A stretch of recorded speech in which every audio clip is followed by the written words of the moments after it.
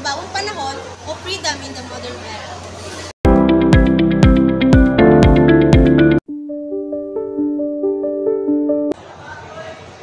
Ang kalayaan ngayon ay hindi lamang tungkol sa paggalaw. Ito'y tungkol din sa karapatan na magpahayag at pumili ng ating sariling landas. Sangayon ako ilang, lalo na sa digital age, napakahalaga ng ating privacy at kalayaan sa internet. Ang isang guro, mahalaga na turuan ko ang mga estudyante ng tamang kaalaman at kritikal na pag-iisip upang sila'y maging malaya sa kanilang pagpili. Sa makabagong panahon, ang kalayaan ay may bagong mukha.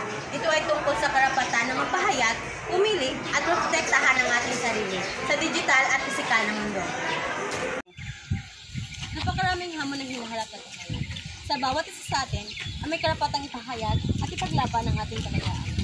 Tama ka ilang, sa digital world, kailangan natin protektahan ang ating data at privacy laban sa mga banta. Sa edukasyon, kailangan natin turuan ang mga bata sa kaalaman ng kalayaan at pagpapahayag. Kalayaan sa makabagong panahon ay humarap sa mga bagong hamon.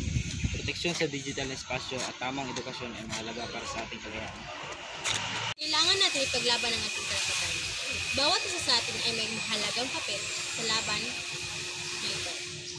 Gamitin natin ang teknolohiya upang magkaroon ng ligtas na espasyo para sa lahat. Mahalaga ang edukasyon sa ligtas na seguridad.